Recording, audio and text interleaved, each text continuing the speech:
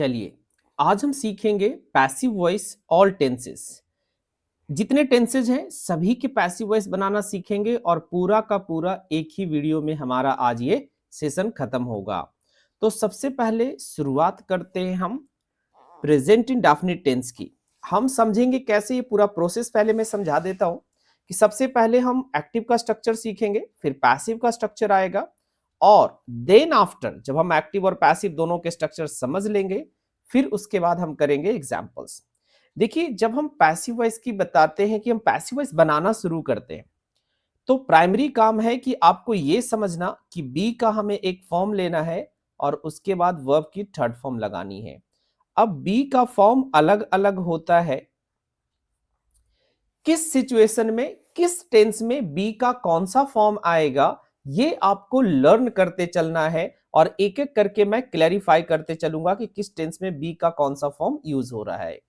तो शुरुआत करते हैं प्रेजेंट इंडेफिनिट टेंस से। तो एक्टिव स्ट्रक्चर हमारा है सब्जेक्ट। सबसे पहले आप सब्जेक्ट लिखेंगे, फिर आप लिखते हैं वर्ब की V1 फॉर्म या V1 में आप ऐड करते हैं एस या ES फॉर्म।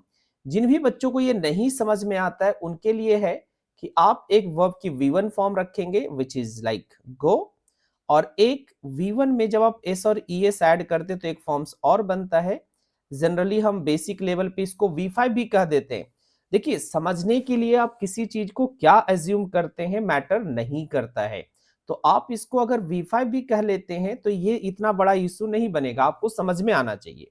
यानी दो वर्ब फॉर्म्स के बारे में हम बात करेंगे एक्टिव में, V1 और S और ES वाले वर्ब फॉर्म की। अब आते हैं पैसिव स्ट्रक्चर। तो जब हम पैसिव स्ट्रक्चर की बात करते हैं तो ऑब्जेक्ट हमारा पहले आ जाएगा। अब ध्यान रखेंगे कि प्रेजेंट इंडेफिनिट टेंस, मेरी बात को अब ध्यान से सुनिएगा, प्रेजेंट इंडेफिनिट टेंस में हमें इज़-एम-आर लगाना है हेल्पिंग वर्ब के रूप में। और जो ये दोनों फॉर्म्स हैं यानी कि ये गो और गोज है, इन दोनों फॉर्म्स को V3 में बदल देंगे। यानी पैसिव वॉइस की पहचान ही आपकी होती है B प्लस V3।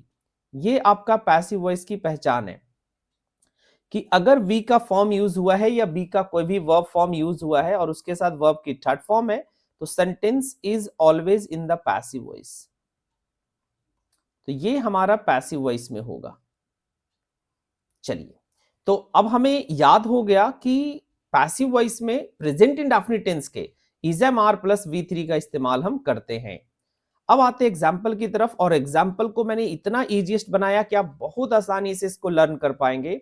तो ये हमारा एक्टिव वॉइस है जिसमें हम V1 और S और ES वाले वर्ब फॉर्म रखेंगे। पैसिव वॉइस में इसी को इज़-एम-आर और V3 में ट्रांसफॉर्म करना है। सिंपली ऑब्जेक्ट सब्जेक्ट बन जाता है और सब्जेक्ट को हम बाई प्लस एजेंट के रूप में लिखते हैं। एक एक करके प्रत्येक सेंटेंसेज को समझते चलिएगा। किसी भी तरह का कोई भी कंफ्यूजन हो प्लीज आप कमेंट जरूर करिए और वीडियो को लाइक शेयर करना ना भूलें। प्लीज आप लाइक शेयर जरूर करिए। चलिए, शी राइट्स अ लेटर।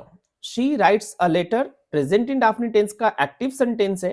अब हम अ लेटर को पहले ले आएंगे। अब अ लेटर के अकॉर्डिंग इज एम आर का इस्तेमाल करना है। तो अ लेटर एक सिंगुलर सब्जेक्ट है तो इसके साथ इज आएगा और वर्ब की जो राइट्स फॉर्म है इसे हमें V3 में ट्रांसफॉर्म कर देना है। तो अब ये बन गया अ लेटर इज रिटन।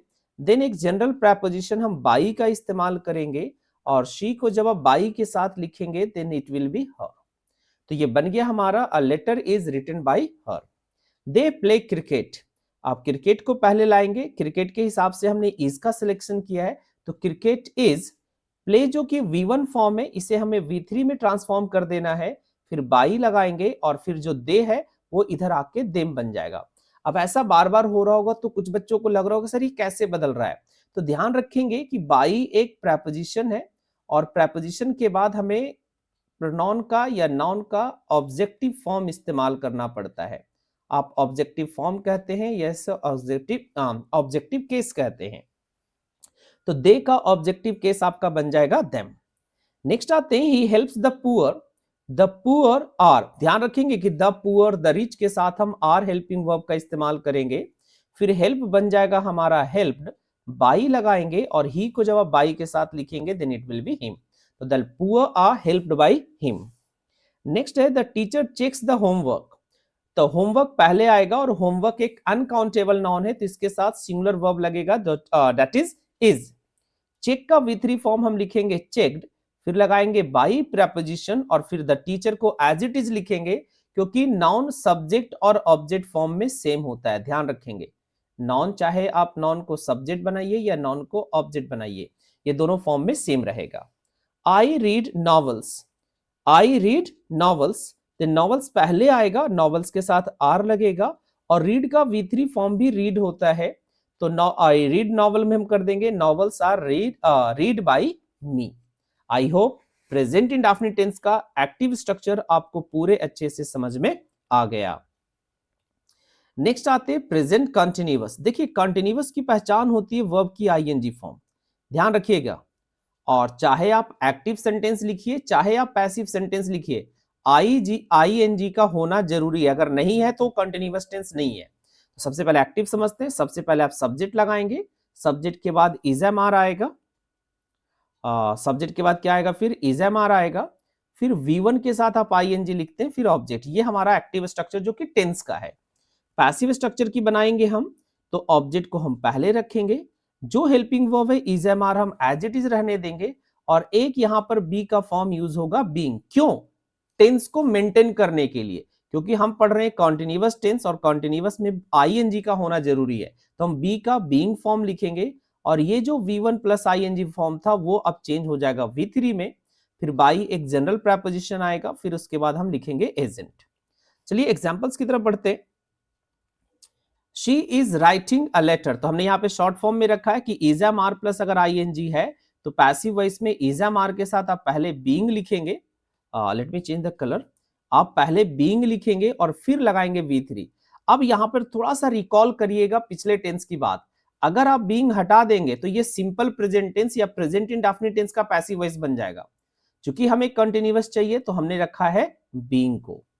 चलिए, she is writing a letter, तो अब अ लेटर हमारा पहले आएगा, अ लेटर के अकॉर्डिंग इज होगा, और इज एम आर के बाद हमें क्या लगाना है, बीइंग। सो हमने यहाँ पर बीइंग लगाया है। और राइटिंग जो कि आईएनजी वर्ब फॉर्म होती है, इसको हमने V3 में लिखा है written and then by her. They are playing football, then football को हमने पहले रखा है, देन फुटबॉल इज लगाया फुटबॉल के अकॉर्डिंग। चूंकि कंटिन्यूअस टेंस है तो अगेन हमको याद रख लेना है कि बीइंग लगेगा, फिर प्लेइंग आपका बन गया प्लेड और बाय देम। नेक्स्ट है he is helping the old man, the old man हमारा पहले आ जाएगा चूंकि एक ऑब्जेक्ट होता है, फिर इज लगाएंगे, फिर इज के बाद बीइंग आएगा और यहां पर जो हेल्पिंग है वो बन जाएगा आपका हेल्प्ड और फिर लगेगा by him. I am watching a movie, अब यहां पर समझेंगे कि आ मूवी को हम पहले लेकर आए, देन आ मूवी के हिसाब से हमने लगाया इज, और इज एम आर के बाद लगाना है हमको बीइंग, और बीइंग के बाद लगाना है वर्ब की थर्ड फॉर्म जो कि यहां पर वॉचिंग है, तो इसको हमने लिख दिया वॉच्ड बाय मी। नेक्स्ट है the workers are building a house, then a house पहले आ गया हमारा, अ हाउस के अकॉर्डिंग हमने इज लगा दिया है। कुछ बच्चे कंफ्यूज होते हैं कि सर इधर आर लगाए तो इधर आर नहीं आना चाहिए, नहीं ऐसा मत करिएगा। जो आप नया यहाँ पर एज अ सब्जेक्ट बनाए इसके अकॉर्डिंग इज एम आर लगेगा। देन हमने बीइंग लगाया कंटिन्यूअस टेंस मेंटेन करने के लिए, और फिर बी के साथ हमने V3 जो कि बिल्डिंग वर्ब है इसका हमने V3 फॉर्म लगाया, then by the workers. I hope present continuous tense भी आपको समझ में आ गया। नेक्स्ट आते हैं present perfect tense. Active structure जो कि टेंस का स्ट्रक्चर होता है, इसे हम कहते हैं स्टार्ट करते सब्जेक्ट से, सब्जेक्ट के बाद आप हैज और हैव लगाते हैं, फिर लगाते हैं वर्ब की थर्ड फॉर्म और फिर लगाते हैं ऑब्जेक्ट। कुछ बच्चे जिनको V3 में दिक्कत होती है तो ये टेंस उनके लिए आसान हो जाता है, क्योंकि एक्टिव वॉइस में V3 है और पैसिव वॉइस में भी V3 है, तो ये परेशानी ज्यादा नहीं होती है। तो हम ऑब्जेक्ट को सबसे पहले स्टार्ट में रखेंगे, फिर has have as it is रहेगा, लेकिन हमको चाहिए एक बी वर्ब, सो यहां पर बी की कौन सी फॉर्म आएगी, बिन। फिर हम V3 को एज इट इज फॉर्म रख देंगे क्योंकि यहां चेंज नहीं होगा, फिर आएगा बाई और फिर आएगा एजेंट। एग्जांपल्स की तरफ बढ़ेंगे। फिर से हमने ऊपर में एज इट इज रखा है कि has have plus V3 active voice है, जबकि has have been plus V3 आपका पैसिव वॉइस है। चलिए, she has written a letter active sentence है, अ लेटर हमारा पहले आएगा, अ लेटर के अकॉर्डिंग हमने हैज का सिलेक्शन किया है, फिर हम बिन लगाएंगे पैसिव वॉइस बनाने के लिए, और जो रिटन V3 फॉर्म था अगेन हम V3 रखेंगे और by her. They have completed the project, तो द प्रोजेक्ट हमारा ऑब्जेक्ट है, ये पहले आएगा, द प्रोजेक्ट के अकॉर्डिंग हैज लगेगा। अगेन इस बात को मैं समझा दूं कि यहाँ दे के अकॉर्डिंग हैव था, लेकिन जब हम प्रोजेक्ट लेके आए, चूंकि हमारे पास ऑप्शन है हैव और हैज का, तो हम द प्रोजेक्ट के अकॉर्डिंग हमने हैज का सिलेक्शन किया है, क्योंकि द प्रोजेक्ट सिंगुलर सब्जेक्ट होगा। देन हम बिन लगाएंगे और बिन के बाद वर्ब की थर्ड फॉर्म एज यहां है वही चीज हमने लिख दी और फिर लगा दी by them. He has repaired the car.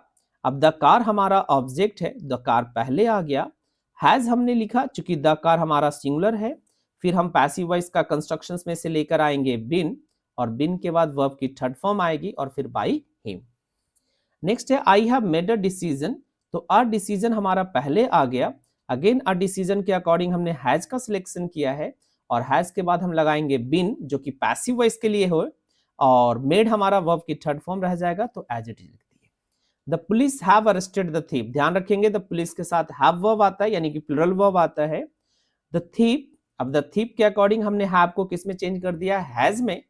Bin arrested by the police. अगर आप बाय द पुलिस ना भी लिखेंगे तो सेंटेंस का मीनिंग सेम होगा, कोई इशू नहीं आएगा। यहां पर अरेस्ट वर्ब से ही पता चल जा रहा है कि एक्शन किसके द्वारा किया जाएगा। तो बहुत जगह आप ऐसा लिख सकते हैं कि the thief has been arrested, या कभी कभी आपको ऐसा मिलेगा तो आपको कंफ्यूज नहीं होना है। नेक्स्ट आते हैं नंबर 4 पे, पास्ट इंडेफिनिट टेंस। तो एक्टिव स्ट्रक्चर हमारा होगा सब्जेक्ट, फिर यहां पर हम इस्तेमाल करेंगे V2 और फिर आएगा ऑब्जेक्ट। अब पैसिव बनाते हैं, तो पैसिव में हम ऑब्जेक्ट को पहले लेकर आएंगे। अब ध्यान रखिएगा ये वर्ब की कौन सी फॉर्म है, सेकेंड फॉर्म। तो पैसिव वॉइस में हम इस्तेमाल करने वाले हैं वाज वर। अगर आपके मन में ये क्वेश्चन आए कि सर वाज वर ही क्यों, तो ध्यान रखिएगा कि बी का जो V2 फॉर्म होता है ना, वो वाज वर होता है। ध्यान रखेंगे इस बात को कि जो V2 है, बी का जो V2 फॉर्म होता है वो वाज वर होता है। दैट इज वाई हम सिंपल पास्ट या पास्ट इंडेफिनिट में वाज वर को पैसिव वॉइस में यूज करते हैं। फिर से इस V2 को किस में चेंज कर देंगे हम, V3 में। बाई हमारा जनरल प्रेपोजिशन आएगा और सब्जेक्ट को हम यहाँ पर एजेंट के तौर पे लिखेंगे। समझिएगा V2 हमारा एक्टिव है और इसके पैसिव में हम यूज करने वाले हैं was were plus V3। She wrote a letter. A letter हमारा ऑब्जेक्ट है, हम इसको पहले लेके आए। अ लेटर के अकॉर्डिंग हमको वाज वर में से सिलेक्ट करना था, तो अ लेटर हमारा सिंगुलर सब्जेक्ट है, इसलिए हमने वाज का सिलेक्शन किया। रोट जो कि V2 फॉर्म है, उसका हमने V3 फॉर्म लिया है रिटन। देन बाई हम एज अ जनरल प्रेपोजिशन इस्तेमाल करेंगे, और शी को जब इधर लिखेंगे तो it will be her. They played cricket. Cricket पहले आएगा और क्रिकेट के अकॉर्डिंग हमने सिलेक्शन किया है वाज का। फिर प्लेड जो कि V2 और V3 दोनों फॉर्म होता है, बट ध्यान रखेंगे कि ये प्लेड हमारा V2 है और ये प्लेड हमारा V3 है। अब कितने लोग को इस पॉइंट पे कंफ्यूजन है, आप लोग कमेंट में हमें बताइएगा, फिर मैं इस पे एक डिटेल्ड वीडियो लेकर आऊंगा। तो cricket was played by them, जब दे को हम इधर लिखेंगे तो क्या बन जाएगा, them. He help the poor. The poor हमारा पहले आएगा, जैसा हमने कहा कि द पुअर एक प्लूरल सब्जेक्ट होता है, तो इसके साथ वर लगेगा, और फिर से हम V3 का इस्तेमाल किए हैं हेल्प्ड और बाय हिम। तो ध्यान रखेंगे ये हमारा V2 है हेल्प्ड, लेकिन यहां जो हेल्प लिखा है वो V3 है। The teacher checked the homework. The homework was checked by the teacher. The homework पहले आया और उसके अकॉर्डिंग हमने यूज किया है वॉज का। चेक्ड हमारा V2 फॉर्म है, बट यहाँ का जो चेक्ड है वो V3 फॉर्म है। फिर बाई हमारा जनरल प्रेपोजिशन आया। चूंकि द टीचर एक नाउन है, तो हमें एजेंट के रूप में कोई बदलाव करने की जरूरत नहीं है, जैसा आप शी, दे, ही के साथ देख रहे थे। Radha red novels. अब देखेंगे यहां पर इसको हम रेड पढ़ रहे हैं। अब ऐसा क्यों है, आप कहेंगे सर रीड क्यों नहीं। रीड नहीं हो सकता, क्योंकि अगर आप रीड लिखेंगे तो सिंपल प्रेजेंट टेंस में चला जाएगा, और राधा के साथ रीड नहीं बल्कि रीड्स लिखना पड़ेगा। ध्यान रखेंगे, जो कंफ्यूजन हो पॉइंट ना पर्टिकुलर टाइम लगा करके, टाइमलाइन लगा करके आप कमेंट कर सकते हैं। तो राधा रेड नॉवेल्स होगा यहां पर। नॉवेल्स को हम पहले लेकर आएंगे, नॉवेल्स के बाद हम नॉवेल्स के अकॉर्डिंग लगाएंगे वर, फिर यहां पर पढ़ेंगे इसको रीड। ध्यान रखिएगा ये हमारा रीड है और ये हमारा रेड है बाय राधा, यानी कि रीड जब हमारा V3 फॉर्म में चला जाता है और V1 फॉर्म में होता है तो इसको हम रीड पढ़ते हैं, और V2 फॉर्म को क्या पढ़ते हैं, रेड। नेक्स्ट आते हैं हमारा पास्ट कंटिन्यूअस टेंस। तो फिर से कंटिन्यूअस आ गया, और कंटिन्यूअस की पहचान क्या होती है, वर्ब की ING फॉर्म। एक्टिव पैसिव दोनों जगह दिखेगा। तो सब्जेक्ट आएगा सबसे पहले, फिर वॉज और वर आएगा, फिर V1 के साथ आप ING लगाएंगे, फिर ऑब्जेक्ट। अब ऑब्जेक्ट को आप पहले लिखिएगा, फिर was were जो है वही वर्ब रहने देंगे। अब एक टेंस मेंटेन करने के लिए बीइंग हेल्पिंग वर्ब का इस्तेमाल करेंगे। फिर ये जो आईएनजी वर्ब फॉर्म है इसे हम चेंज कर देंगे वर्ब की थर्ड फॉर्म में। फिर बाई एक जनरल प्रेपोजिशन है जो पैसिव वॉइस में यूज होता है। फिर उसके बाद ये जो सब्जेक्ट है ये इधर आके क्या बन जाता है, एजेंट। अब आते हैं एग्जांपल्स की तरफ। तो एक्टिव तरफ हमारा है was were plus V1 plus ing और पैसिव में है was were रहेगा, बट एक नया टर्म ऐड हो जाएगा being और फिर हो जाएगा V3। She was writing a letter, then इसको हम करेंगे a letter पहले आएगा और a letter के अकॉर्डिंग हमने was सिलेक्शन किया है और was were के बाद क्या लगाना है हमें being, और जो राइटिंग वर्ड है उसे हमें V3 में ट्रांसफॉर्म करना पड़ेगा, so it will be written and then by general preposition then her. They were playing football, football हम पहले लेकर आएंगे और फुटबॉल के अकॉर्डिंग हमने वॉज का सिलेक्शन किया है। फिर यहाँ पर प्लेइंग जो है वो बन जाएगा प्लेड, तो उसके बीच में हमको लगाना पड़ेगा being to maintain the tense. Then आएगा बाई और देन आएगा them. He was helping the old man, the old man हम पहले लिखेंगे क्योंकि एक ऑब्जेक्ट है तो इसको हम पहले लिख देते हैं। द ओल्ड मैन के अकॉर्डिंग हमने वॉज को चुना है और फिर वॉज के बाद हमको क्या लगाना है, being to maintain the tense and then helped, जो कि यहाँ पर हेल्पिंग है वो बन गया हमारा हेल्प्ड, फिर by plus him. I was watching a movie, then a movie was being watched by me, यहाँ पर मूवी के अकॉर्डिंग हमने वॉच लगाया है, वॉज लगाया है। फिर टेंस मेंटेन करने के लिए आईएनजी फॉर्म लगाया क्योंकि वॉज वर्ब के बाद आईएनजी चाहिए। फिर इस वॉचिंग वर्ब को हमने V3 फॉर्म जो कि वॉच्ड होता है बाय मी हो गया। The workers were building a house, the house तो हम हाउस को पहले लेकर आएंगे, यहां पर वर है लेकिन हमने अ हाउस लिया है सो इसके अकॉर्डिंग हमने वॉज लगाया। फिर हम बीइंग टेंस मेंटेन करने के लिए और ये जो बिल्डिंग वर्ब की आईएनजी फॉर्म है इसको हमने V3 और फिर by plus agent. A house was being built by the workers. चलिए नेक्स्ट आते हैं past perfect tense. Past perfect tense आता है subject then had then V3 then object. Passive voice के लिए आप ऑब्जेक्ट को पहले रखेंगे फिर हैड लगाएंगे, फिर हैड के बाद हम लगाएंगे V3 यानी कि बिन, और फिर बिन के बाद एक दूसरा जो मेन वर्ब का फॉर्म है वो हमारा V3 में आएगा देन बाई प्लस एजेंट। अब यहाँ पर एक मेरी बात ध्यान से आप लोग नोट डाउन करेंगे, जब भी मैं टेंसेज पढ़ाता हूं तो इस बात का मैं ध्यान रखता हूं कि आप गलत कभी ना पढ़े।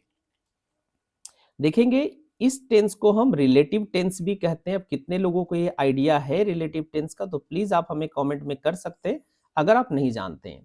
ध्यान रखेंगे इस टेंस का प्रयोग सिंगल सेंटेंस में नहीं होता है, लेकिन मैंने पैसिव वॉइस बनाने के लिए, सिर्फ पैसिव वॉइस के ट्रांसफॉर्मेशन को सिखाने के लिए हमने सिंपल सेंटेंसेस रखा है, कोई भी कॉम्प्लेक्स कॉम्प्लिकेटेड सेंटेंसेस हमने नहीं लिए। ध्यान रखेंगे मैं टेंस नहीं पढ़ा रहा हूं, मेरी कोई भी वीडियोस में आप देखेंगे आई हैड गोन गलत सेंटेंस है, आई हैड रिटन गलत sentence, I had written letter गलत सेंटेंस है, तो इस तरह के सेंटेंसेस गलत होते हैं। लेकिन हमने सिर्फ पैसिव वॉइस को समझाने के लिए यहाँ पर सिंपल सेंटेंसेस रखे सो दैट आप ट्रांसफॉर्मेशन को समझ पाए। चलिए तो यहां पर देखेंगे कि हैड प्लस V3 होगा तो पैसिव वॉइस में हैड के साथ बिन लगा दीजिए और V3 रह जाएगा, तो यहां पर ज्यादा बदलाव आपको करने की जरूरत नहीं पड़ेगी। चलिए she had written a letter, इसे आप कहेंगे अ लेटर पहले आएगा, अ लेटर के अकॉर्डिंग हैड में को यहाँ चूज करने के लिए है नहीं तो हैड रह जाएगा, बट एक नई चीजें लगानी है आपको बिन, अगेन V3 आएगा written then by her. They had completed the project had been completed by them, तो यहां पर सिर्फ आपको ध्यान रखना है कि परफेक्ट टेंस में हमको बिन प्लस V3 का आना जरूरी है, चाहे वो प्रेजेंट का हो, पास्ट का हो या फ्यूचर का हो। नेक्स्ट है he had repaired the car, the car हमारा पहले आ जाएगा, then it will be had been, फिर repaired हमारा वर्ब की third form as it is रहेगा then by him। I had made a decision, then a decision पहले आएगा, फिर हम लगाएंगे had been, फिर made हमारा थर्ड फॉर्म है and then by me। A decision had been made by me। The police had arrested the thief, the thief had been arrested by the police। तो again हमने जो नया term यहाँ पर choose किया है ओके बी का फॉर्म से V3 एंड देन वर्ब की थर्ड फॉर्म। अब आते हैं फ्यूचर इंडेफिनिट टेंस में। इसमें सबसे पहले हम शुरुआत करेंगे सब्जेक्ट से, देन विल लगाएंगे। अगेन यहाँ पर एक चीज थोड़ा क्लियर कर लीजिएगा, शैल का यूज बिल्कुल लाइक लिटिल हो गया है, नॉट अ लिटिल। इसका यूज बहुत कम अब करते हैं फ्यूचरिटी बताने के लिए, सो हमने सिर्फ विल को लिया है। देन V1 फॉर्म लगेगा, देन ऑब्जेक्ट आएगा। पैसिव स्ट्रक्चर के लिए हम करेंगे कि ऑब्जेक्ट को पहले रखेंगे, विल लगाएंगे और विल के बाद हम लगाएंगे बी का फॉर्म, दैट इज बी ऑलरेडी, और अपने आप से ही बी आएगा यहाँ पर, और फिर लगाएंगे V3, यानी अब जो V1 है वो V3 में चेंज होगा, देन बाई और देन एजेंट। चलिए, she will write a letter, अब देखेंगे यहाँ पर विल प्लस V1 चेंज होगा विल बी प्लस V3 में। She will write a letter, तो अ लेटर हमारा पहले आएगा, then will as it is रहेगा, नो चेंज यहाँ पे करना है। कुछ बच्चे यहाँ पर वॉइस में भी वुड कर देते हैं, तो थोड़ा सा इस बात का ध्यान रखिएगा कि ये गलती आप मत करिएगा। देन विल हो गया, फिर हम ऐड कर देंगे बी, और फिर ये जो V1 फॉर्म है उसको चेंज कर देंगे हम V3 में। A letter will be written, then by preposition आएगा, देन शी को हम लिख देंगे हर में। They will play cricket, then cricket will be played by them, cricket हमारा ऑब्जेक्ट है, इसको हमने पहले लिखा। विल जो वर्ब है हम एज इट इज लेंगे, फिर बी लगाएंगे, और फिर ये जो प्ले वर्ब है उसको हम V3 में लिखेंगे।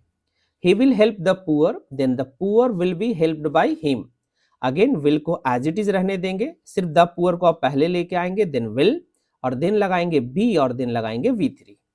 Next I will watch a movie, then a movie पहले आएगा, फिर होगा विल बी, और देन वॉच को हम लिख देंगे वॉच्ड, और by me. The workers will build the workers will build a house, then a house हमारा पहले आएगा, फिर विल का विल छोड़ देंगे, फिर बी लगाएंगे, और फिर बिल्ड जो कि V1 फॉर्म है इसका हम V3 फॉर्म इस्तेमाल करेंगे, देन बाय द वर्कर्स। यहाँ पर वर्कर्स को हम चेंज नहीं करेंगे, क्योंकि नाउन हमारा सब्जेक्ट और ऑब्जेक्ट, अभी तुरंत हमने बताया थोड़ा सा पहले कि नाउन हमारा सब्जेक्ट भी होता है और नाउन हमारा ऑब्जेक्ट भी होता है, ठीक है। तो यहाँ पर बाई के बाद चूंकि एक प्रेपोजिशन है, तो प्रेपोजिशन अपने बाद ऑब्जेक्टिव फॉर्म लेता है। अगर आप वहां पर आप स्किप कर दिए होंगे वीडियो, तो यहां से आप समझ लीजिए। नेक्स्ट आते हैं फ्यूचर परफेक्ट टेंस। सबसे पहले सब्जेक्ट लगाइएगा, सब्जेक्ट के बाद विल आएगा, विल के बाद हैव लिखेंगे और V3। देखिए परफेक्ट टेंस की यही पहचान है कि आप कहीं भी देखेंगे हैव, हैड या हैज हैव प्लस V3 आपका परफेक्ट होता है। और हमने सीख लिया है कि परफेक्ट के पैसिव वॉइस में बिन प्लस V3 आता है, दैट इज ऑल्सो फिक्स्ड। तो बस ये लर्न हो जाए और आपका पैसिव वॉइस का कंफ्यूजन दूर। चलिए, तो ऑब्जेक्ट हमारा पहले आ जाएगा, देन विल आएगा, विल के बाद हम लगाएंगे हैव, देन आ जाएगा बिन, फिर V3, then by, then agent. चलिए, तो हमने एक तरफ लिखा है विल हैव प्लस V3 और दूसरी तरफ है will have been plus V3। ये हमारा एक्टिव है और ये हमारा पैसिव है। चलिए, she will have written a letter, then a letter as it is रहेगा, a letter will have been, चलिए इधर मार्क करना भूल गया था मैं, will have been written by her. They will have completed, देखिएगा ये मार्क करेंगे, they will have written the project, they will have completed the project, the project will have been completed by them। he will have repaired, ध्यान रखिएगा कि जैसे ही हमारा will have है तो हम पैसिव के लिए बस क्या लगाने वाले हैं, been, और एक्स्ट्रा कुछ नहीं है, सिर्फ सब्जेक्ट ऑब्जेक्ट बन रहा है। he will have repaired the car, देखेंगे will have repaired, the car will have been repaired, क्या लिखेंगे, the car will have been repaired, then आएगा by, then him। कैसे किया हमने, जस्ट हमने एज इट इज कुछ नहीं किया है, ऑब्जेक्ट को हमने पहले रखा है, then will have as it is, और बस एक नया टर्म यूज हो गया been. I will have made a decision, तो हमारा मेन वर्ड है हमारे पर will have made, then a decision पहले आएगा and will have been made, तो नया वर्ड कौन सा आएगा, been. Okay, the police will have arrested the thief, देखिए हमने यहाँ पर बाई प्लस एजेंट हटा दिया है, तो हमारा कीवर्ड है, let me highlight the keyword, तो हमारा कीवर्ड है ये, आई होप ये कीवर्ड आपको समझ में आया। और इधर का कीवर्ड है विल हैव बीन अरेस्टेड, हमें नया कुछ नहीं करना था, कुछ भी नहीं करना था नया, सिंपली हमें एक वर्ड को ऐड करना है और सेंटेंस हमारा पैसिव वॉइस, यानी द थीफ पहले आ गया, देन हमारा will have as it is रह गया, बिन हमने नया लगाया है और यहाँ पर अरेस्टेड को एज इट इज अरेस्टेड लिख दिया है। तो आई होप कि टेंसेज, सभी टेंसेज जो कि पैसिव वॉइस में पॉसिबल थे आपको अच्छे से समझ में आ गया। किसी भी तरह का कंफ्यूजन हो तो आप कमेंट करें, लाइक कर दीजिए, शेयर कर दीजिए, और चैनल पर पहली बार आए तो प्लीज चैनल को सब्सक्राइब जरूर करिएगा। धन्यवाद।